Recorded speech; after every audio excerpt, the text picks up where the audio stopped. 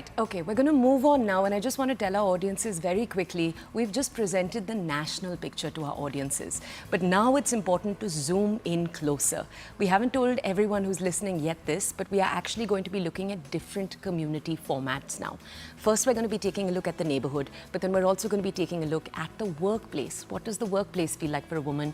What do education centers, schools and colleges, and what does public transport, crucially, feel like for women? But first, let's zoom in a little. Let's get down to neighborhoods. So, when we asked people how safe they feel in their neighborhoods, how did they answer? How did women across the country answer?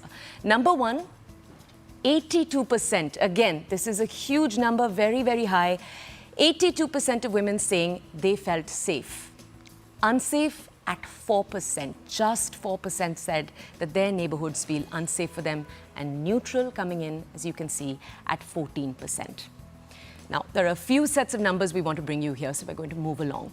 Does your neighborhood have woman-friendly safety infrastructure? So what do we mean when we say woman-friendly safety infrastructure? We're talking about women's restrooms, especially for any staff that works in your neighborhood. We're talking about CCTV cameras. We're talking about security infrastructure, lighting. Is there adequate lighting across the entire neighborhood? We mean street lamps, for example. How did women answer? 56%. So half, a little more than half, said there is significant infrastructure for us in our neighborhoods. A moderate number, 22% said, that there is a moderate amount of safety infrastructure for us in our neighborhoods. And 22%, this isn't a great number at all, said that there is a minimal amount of security. Okay, let's move on to the next part. Have enough efforts been taken to ensure that women's safety in your neighborhood is there? So is effort happening? Are we seeing effort from, for example, the community leadership in the neighborhood? Are women being asked in the neighborhood if enough is being done? 67% saying yes. You can see this number on your screens right now. No coming in from 19%, and neutral over there at 14%.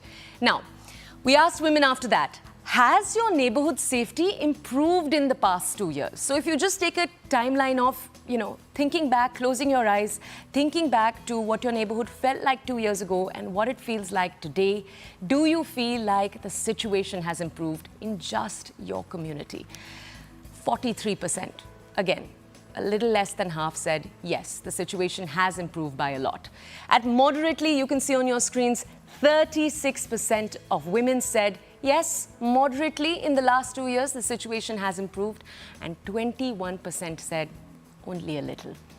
Then we asked them, how safe do you feel walking alone in your neighborhood at night? Remember, for any person living in their neighborhood, being able to walk, the walkability of a neighborhood is very, very important. For women, can you go to your neighbor's house? Can you go to the neighbor kirana store? Can you go to the park? And how safe do you feel doing any of those activities at 11 in the night, 1 in the night?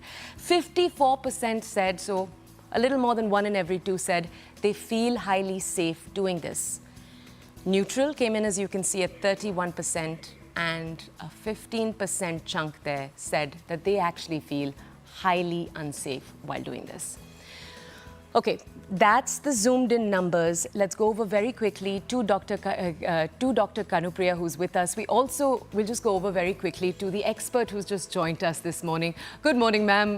Let me just introduce you to our audiences, though they possibly already recognize you. Joining us today to break this survey down for us is Dr. Kiran Bedi. She's a former IPS officer. She's also the former Lieutenant Governor of Puducherry. Dr. Bedi, if we could come over to you first just to understand, and Dr. Kanupriya, we'll just come to you in a second to ask you more. We were sharing with our audiences the neighborhood numbers that are coming in. When we were earlier taking a look at the city numbers, and now when we're taking a look at the neighborhood numbers, in both cases, we're noticing that even though women are saying that they do feel safe, so more than 80% in both the city case and the neighborhood case say they do feel safe, that number is still drastically dropping when it comes to the nighttime. Dr. Bedi, you're someone who's been involved over the last few decades in making public spaces safer for women. So how do you feel about these numbers, the fact that that drop is still very evident? Since you've talked about neighborhood, there was and probably is still around, but selectively, called neighborhood watch groups. This was a good police practice started by the then police commissioner, Mr. Ajay Karan. He started this neighborhood watch groups, and what we had done was every RWA, every neighborhood created its own watch groups. Now, in watch groups included young men and women, and they kept the watch on the development of the neighborhood. Now, imagine if this was a practice in every neighborhood, properly practiced, the percentage of security will go up. You see, the police is not in every neighborhood. Right. Police is there patrolling the streets, responding to your calls, night patrolling, day patrolling, investigating. But something where it's called the community must self-police. And RWA, the Resident Welfare Associations, is exactly for this purpose as well.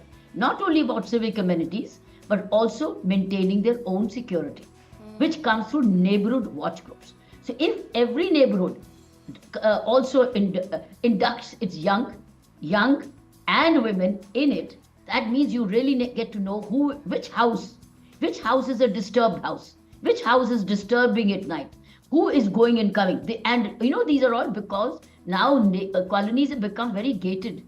You have almost security in every gate.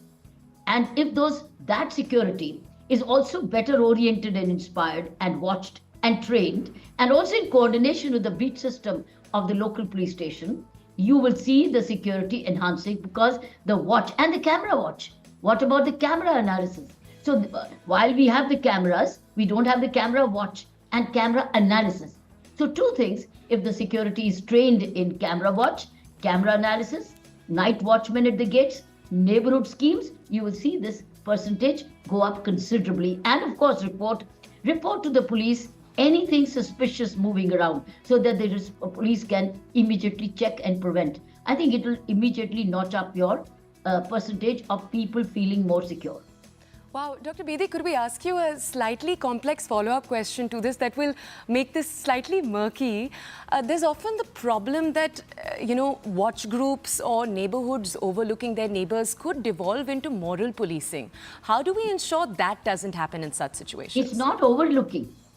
It's not overlooking. It's staying alert. It's not overlooking. You're not peeping into their rooms. You are keeping your streets safe. What about the streets of the neighborhood? You're not entering homes. You're keeping a watch on the roads, the streets, and the watchmen who are doing a better job. You already have watchmen. So why can't they be also time to time trained by the police? Link them with the beat system. They should report if there's anything suspicious coming out at night, particularly at night. The kind of vehicles, who's coming in, the noise pollution. I think all this needs to be coordinated. When you have a coordinated policing with the community and the local police, you have better results. But when you have disjointed, and the person who is out to make nuisance or create a scene sees that there's nobody watching. Right. Camera will not be analyzed, and therefore they can get away. So the feeling of not getting away must remain in those people who are out to create a nuisance or create security threats to the others. Okay.